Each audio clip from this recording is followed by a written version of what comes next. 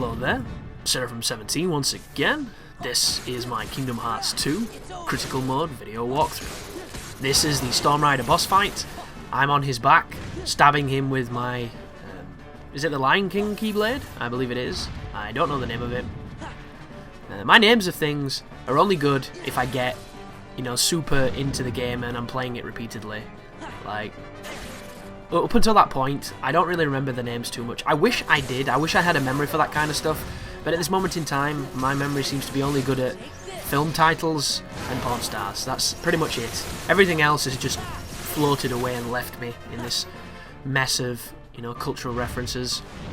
But right there, that reaction command will keep you on top of the Storm Rider and enable you to damage his head. However, because of just the sporadic movement of this creature, and because of the way that Sora attacks, where he gets really eager and super jumpy around, you're going to fall off this guy.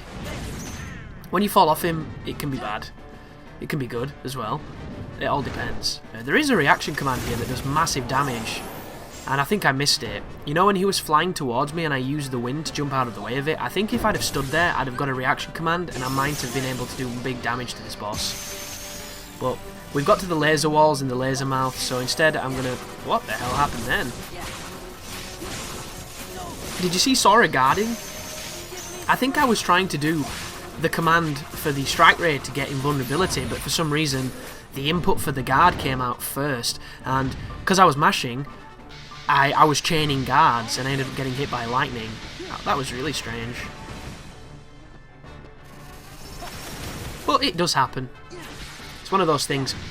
Believe it or not, mashing on this game I don't think is as much of a bad thing. I think sometimes mashing is one of the only ways to make sure everything connects. Like other games I would definitely tell you not to bash. Like Bayonetta, don't bash in Bayonetta. You know, don't bash in games like Ninja Gaiden. I would even go as far as to not mash buttons in like God of War and things like that, because you're just going to end up putting yourself in a move you can't cancel out of, you can't recover from, and you'll just end up taking damage. That's the problem with normal difficulty, I think. It enables us to not have to have much strategy with almost every game that you can play. Like, God of War is a great example of this. God of War is a game that can be made incredibly trivial on its hardest difficulty thanks to the way you can guard everything. The guard is incredibly powerful, and for the things the guard can't control, there's the roll.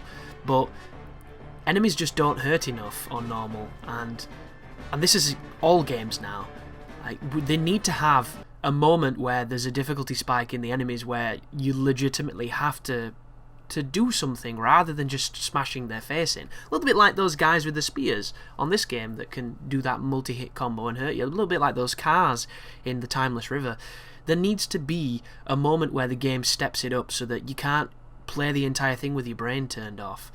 And I appreciate that they want an accessible game for an accessible audience, and not everybody has the will nor the drive to push past adversity in games, but that's what easy mode's for. Normal mode should literally be for the people who want to challenge themselves but don't want to kill themselves. But thank you for watching. You take care now.